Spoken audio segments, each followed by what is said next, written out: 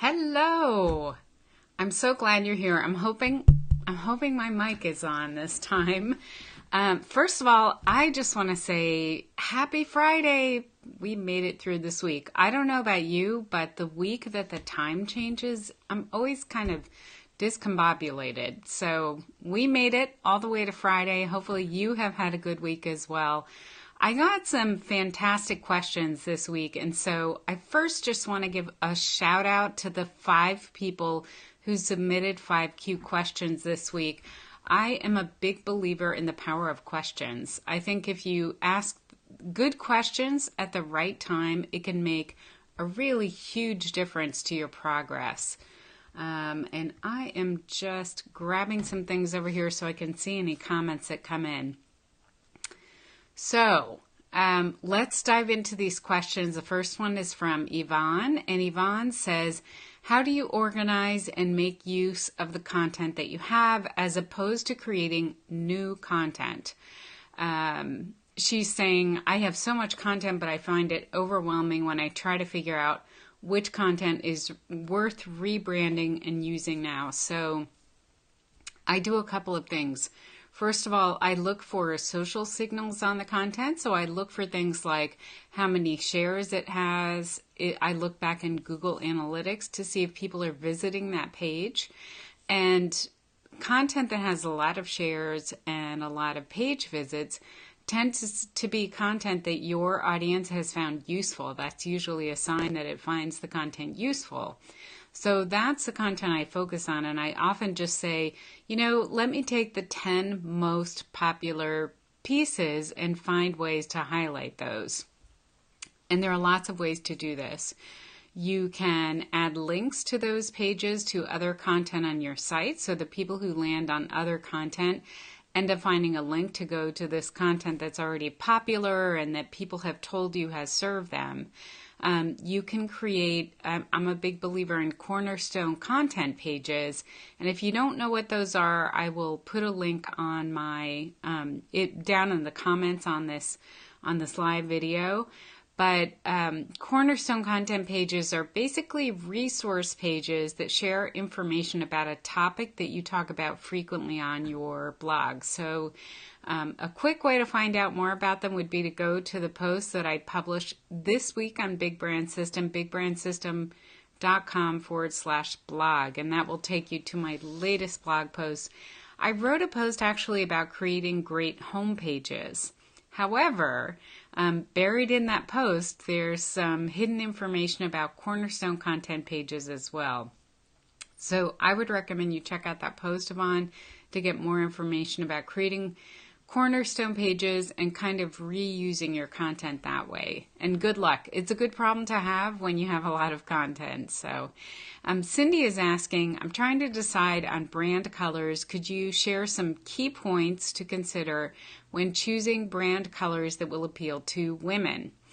So I love this question, and I'm going to turn it around just a tiny bit because there's something else I want you to think about first, Cindy, and everyone actually, if you're working on your brand colors. So the first thing I want you to think about is the kind of energy that you want your brand to have. So there are 2 main categories of energy, I think. One is this peaceful, balanced, whole energy that you can usually achieve if you choose colors that are near each other on the color wheel. So they're kind of next door to each other. And that, if you're not sure about the color wheel, I do have a page on my site. I'm trying to figure out how to get that sunbeam out off my head. So there's a page on my site that you can go to download a free color wheel. There's no opt-in or anything. It's bigbrandssystem.com/color. We're just going to pretend that sunbeam is, inspired thoughts hitting my head. How about that? So this is one of the reasons I don't usually do these Facebook Lives at this time of the morning, because the sun is coming straight in this window I have next to me. All right, Cindy, so bigbrandssystem.com/color to get a color wheel. If you choose colors that are in slices that are right next to each other, that is going to give you a really cohesive, balanced, kind of peaceful energy. Then we have the opposite of that, which is opposite colors on the color wheel. So you have these slices. The color wheel kind of looks like a very colorful pie. And if you choose colors that are in opposite slices on the color wheel, that tends to express an energy that is more active, more dynamic, more just high energy overall. So that's actually the first question I want you to ask yourself before you think about your target market. Think about the kind of energy that you want to express.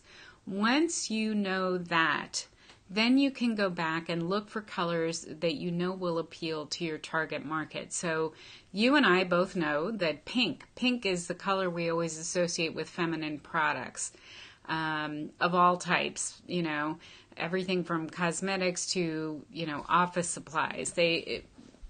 Manufacturers make it pink and they think that women will just snap it up. Personally, I think it's a little bit overdone. So I would recommend, if you're going to use pink, that you use a neighboring color of pink, maybe a purple or something that's a little more red, or just something that's not straight, Pepto-Bismol pink, which is the color that they usually want us to associate with women's brands. So think about how you can be different. Think about the energy that you want to communicate. Download that color wheel, and hopefully that will help you. And feel free to post in the Plan and Grow Big group and share your color palette and get some feedback on it. We have a whole group of people there who would be more than happy to give you feedback. So Maya has a fantastic question as well. Maya's question is about her big. So I love this because you all know that this whole Plan and Grow Big process starts with knowing what your big is, knowing why it is that you're doing what you're doing. So Maya's big right now is to be known as a novelist. She wants her name to be her brand, but separately from that, and this is very smart, she has an editing business, and she has a completely separate genre of books that are all happening under a different brand. So she has a 3-year goal to publish 12 books.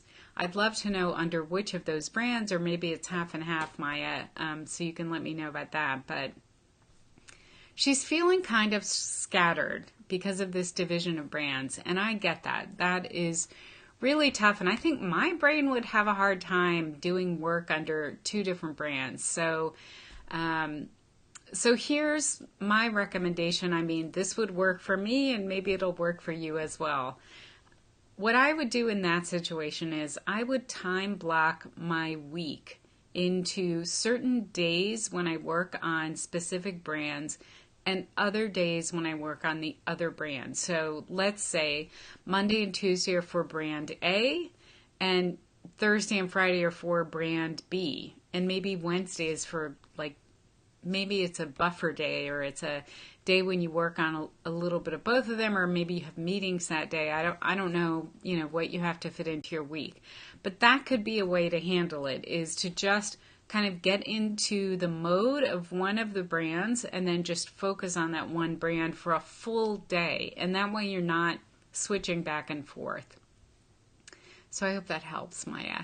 And jump in on the comments if you want to know, if you have any follow-up questions. So Anna Maria I love this question. Anna Maria's question is, what is the absolute bare minimum that I can do in social media that will still allow me to reach my target market and initiate that know, like, and trust factor? So I love this question because it recognizes 2 realities. One reality is that social media is super powerful for connecting with the people that you want to reach. It's a way to connect very personally with the people you want to reach. Look at us right now. You're watching me on video. I feel like I have you right across my desk from me, which is awesome. So it's super powerful. It's a marketing vehicle that, earlier in my marketing career, we didn't have anything remotely like this. So it is an amazing way to build know, like, and trust in a very personal way with the people you want to connect with. So that's awesome. But the second, the flip side of that reality is that social media can be a huge time suck. And when you're just getting started on a platform, it can take a long time to get to the point that it's got true momentum and you're really connecting with people.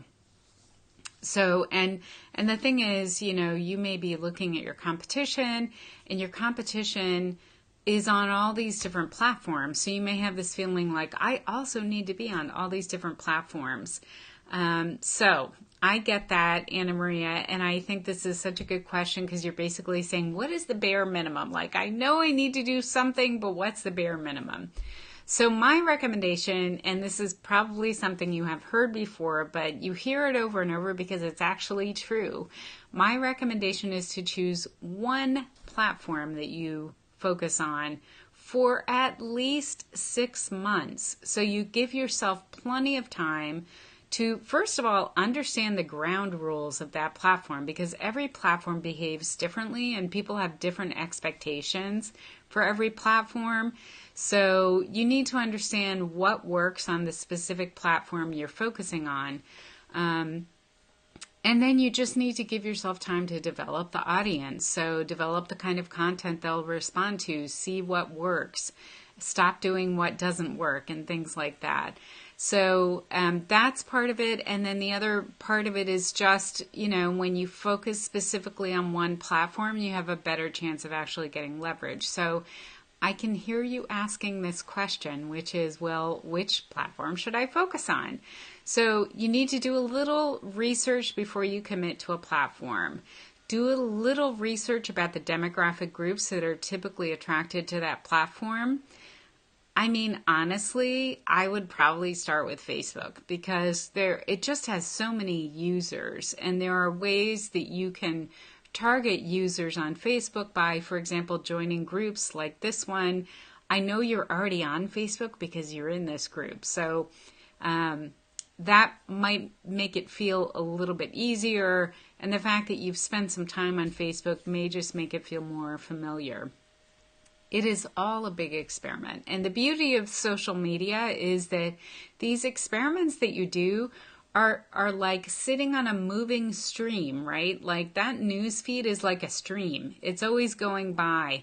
So if you post something that kind of withers on the vine and it doesn't do much, it's just going to keep going downstream and nobody's going to even notice it after a few days. So that's a frustrating part of social media, but it's also actually kind of awesome because you can do these experiments and not worry that much about, like doing something that's embarrassing. So I hope that helps. If you decide to start with Facebook, make sure you let us know when you have something so we can go in there and like it for you and give you some traction and hopefully get some eyeballs on your content. So good luck. It's daunting to get going, but once you get going, it's not that bad. All right, last question.